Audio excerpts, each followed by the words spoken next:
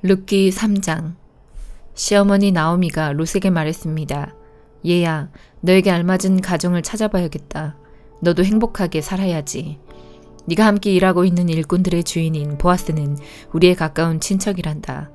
그가 오늘 밤에 타작마당에서 일할 것이다. 너는 가서 목욕을 하고 몸에 향수를 발라라. 그리고 옷을 갈아입고 타작마당으로 내려가거라. 그 사람이 먹고 마시기를 끝날 때까지 그의 눈에 띄지 않도록 주의해야 한다.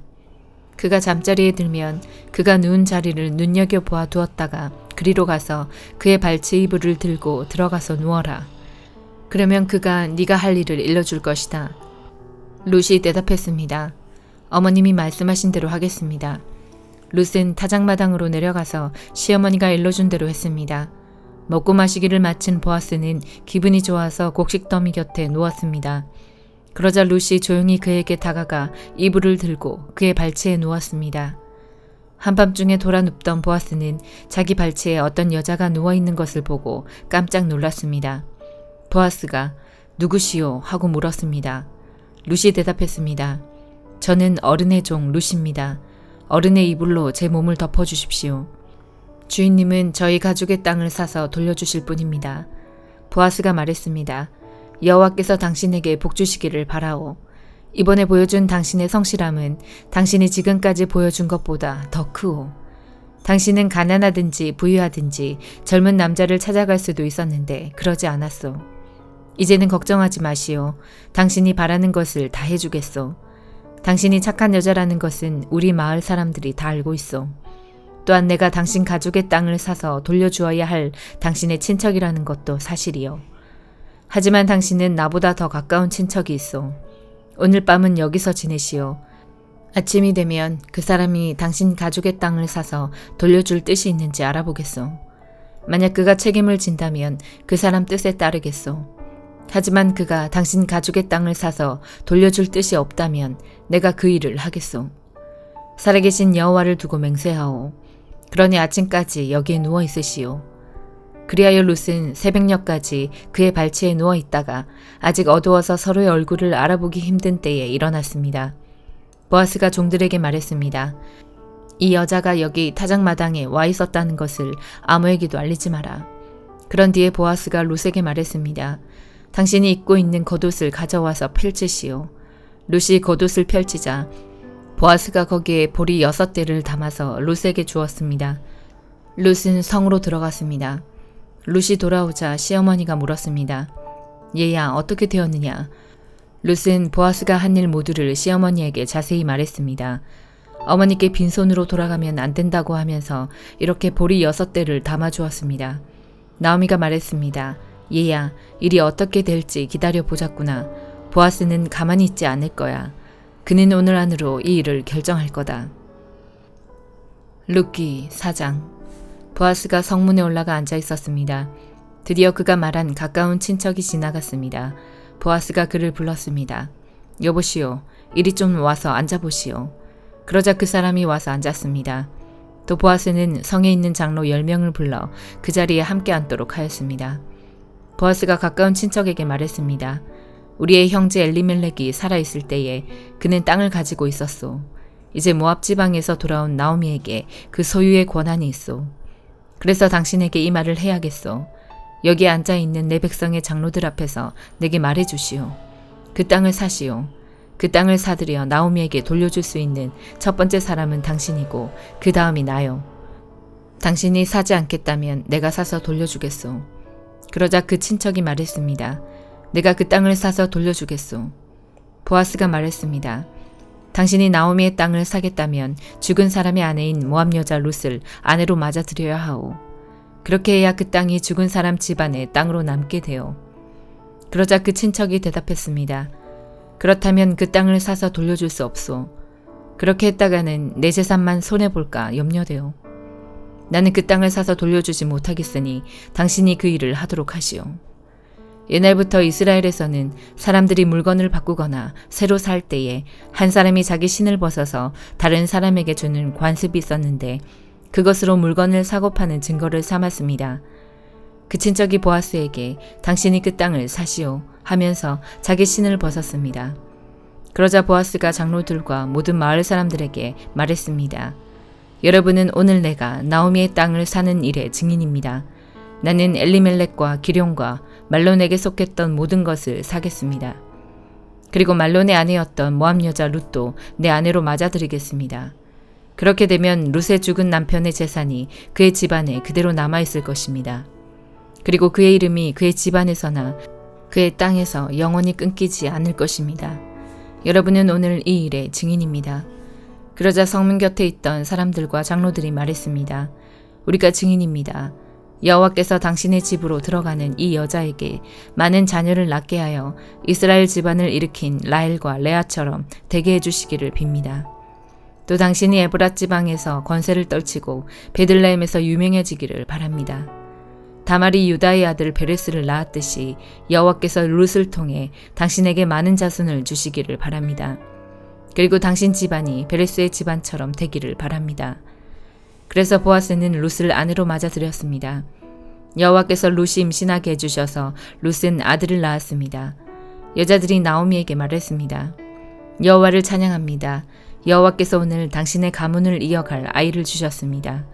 이 아이가 이스라엘에서 유명해지기를 바랍니다. 이 아이는 당신에게 삶의 의미를 불어넣어 주었고 당신이 늙었을 때 당신을 돌봐줄 자입니다. 당신의 며느리는 당신을 많이 사랑하며 당신에게 아들까지 낳아 주었습니다. 착한 당신의 며느리는 아들 7명보다 낫습니다. 나오미가 그 아기를 받아 품에 안고 돌보았습니다. 요 사람들은 그 아기에게 이름을 지어주면서 나오미에게 아들이 태어났다라고 말하며 아기를 오벳이라고 불렀습니다. 그가 바로 이새의 아버지이며 다윗의 할아버지입니다. 베레스의 자손은 이러합니다. 베레스는 헤스론을 낳았고 헤스론은 람을 낳았으며 람은 암미나답을 낳았습니다. 암미나답은 나손을 낳았고 나손은 살몬을 낳았습니다. 살몬은 보아스를 낳았고 보아스는 오벳을 낳았습니다. 오벳은 이새를 낳았고 이새는 다윗을 낳았습니다.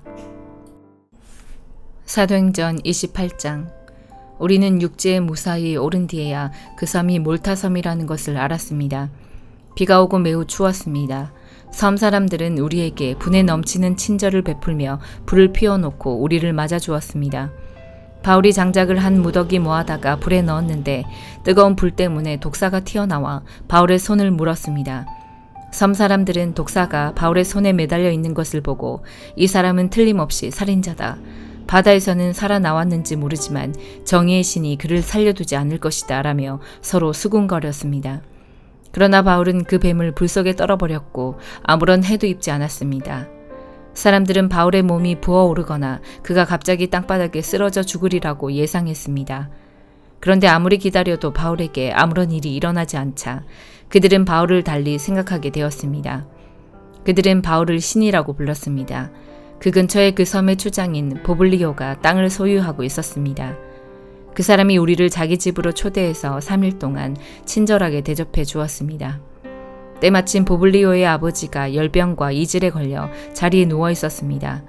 바울이 그를 찾아가 기도하고 그 사람의 몸에 손을 얹어 그를 낫게 하였습니다.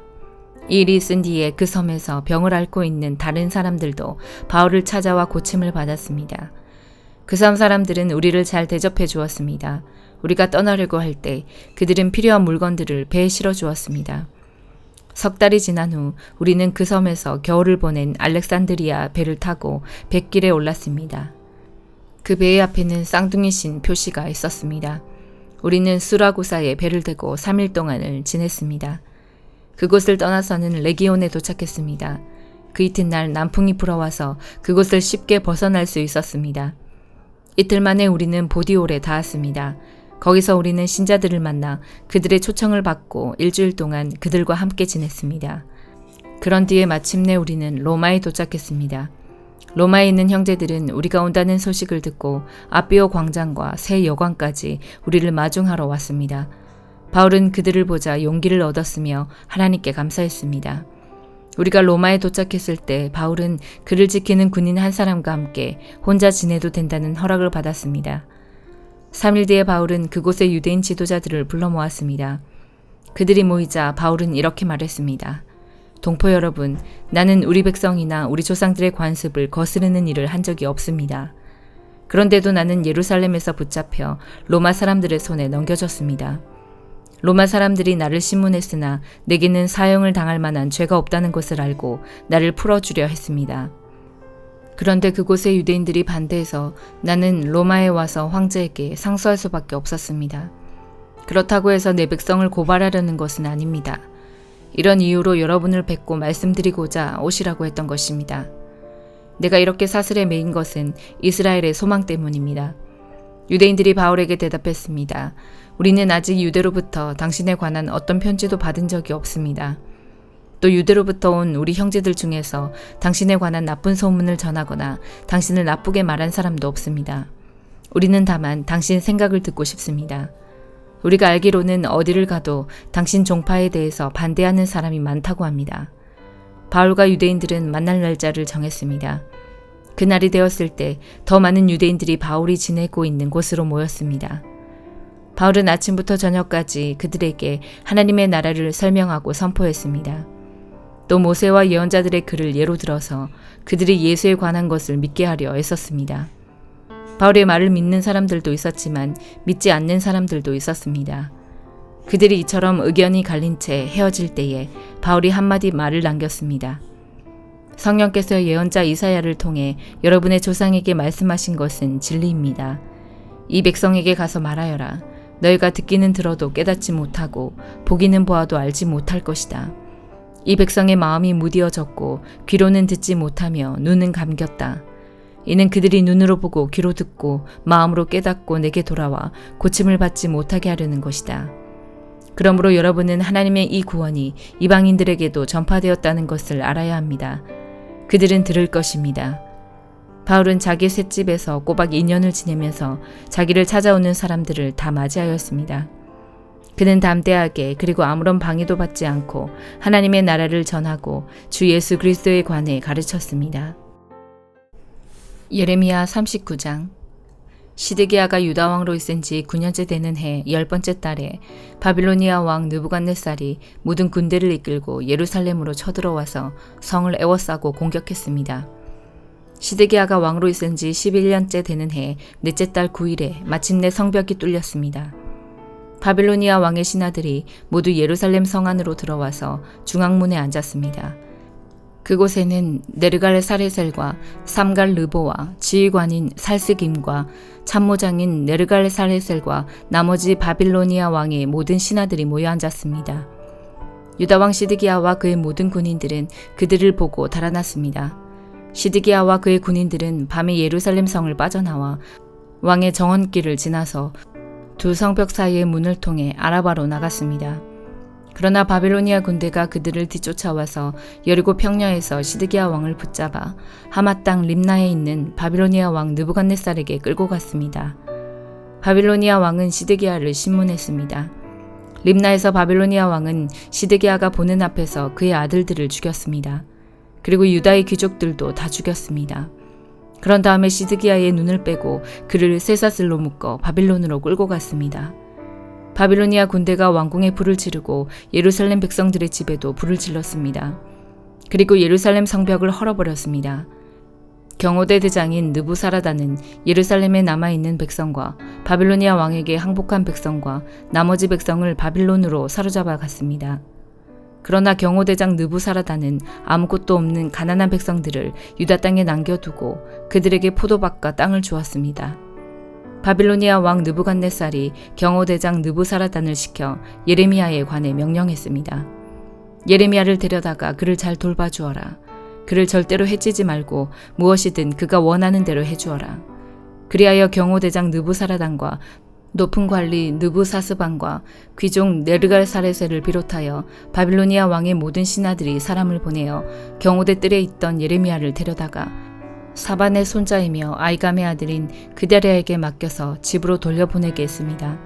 그래서 예레미야는 자기 백성들과 더불어 살았습니다. 예레미야가 아직 경호대 뜰에 갇혀 있을 때에 여호와께서 그에게 말씀하셨습니다. 가서 에티오피아 사람 에벤멜렉에게 전하여라.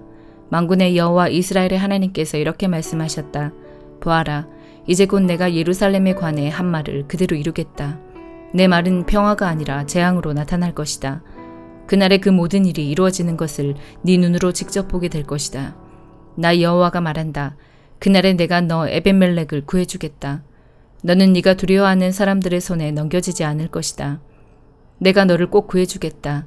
너는 칼에 죽지 않을 것이다. 네가 나 여호와를 의지했으므로 내가 너를 살려주겠다. 나 여호와의 말이다.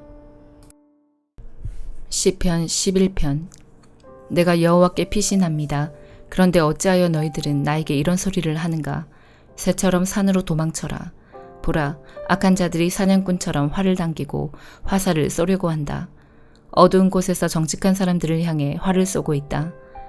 터가 무너져 내리는데 의로운 사람들이 할 수 있는 일이 무엇이겠는가? 여호와께서 성전에 계시며 여호와의 보좌는 하늘 높이 있습니다. 그리고 사람들을 눈여겨보십니다. 눈길을 떼시지 않고 사람들을 자세히 살피십니다. 여호와는 의로운 사람들은 사랑하시지만 악한 자들과 다른 사람을 해치려는 사람들은 미워하십니다. 여호와는 악한 자들 위에 숯불과 유황불을 비오듯 쏟아 부을 것입니다. 태워버리는 불바람이 그들의 운명이 될 것입니다. 여호와는 의로우시며 정의를 사랑하십니다. 정직한 사람들이 그분의 얼굴을 보게 될 것입니다. 시편 12편. 여호와여 도와주소서. 진실한 사람들이 없습니다. 충성스러운 사람들을 이 땅에서 찾아볼 수가 없습니다. 사람들은 저마다 이웃들에게 거짓말을 합니다. 그들은 간사한 입술로 다른 사람을 속입니다. 여호와께서 교활한 입술을 멈추게 해주소서. 자랑하는 이들의 혀를 끊어주소서. 그들은 우리 입으로 우리가 말하는데 우리 혀로 우리가 말하는데 누가 우리를 막는단 말인가 라고 말합니다. 그렇지만 여호와께서 이렇게 말씀하십니다. 연약한 사람들이 핍박을 받고 가난한 자들이 신음하고 있으니 이제 내가 일어날 것이다. 그들을 고통스럽게 하는 자들로부터 보호할 것이다. 여호와의 말씀은 참입니다. 도가니에서 7번 걸러낸 은과 같습니다. 여호와여 저희를 안전하게 지켜주소서.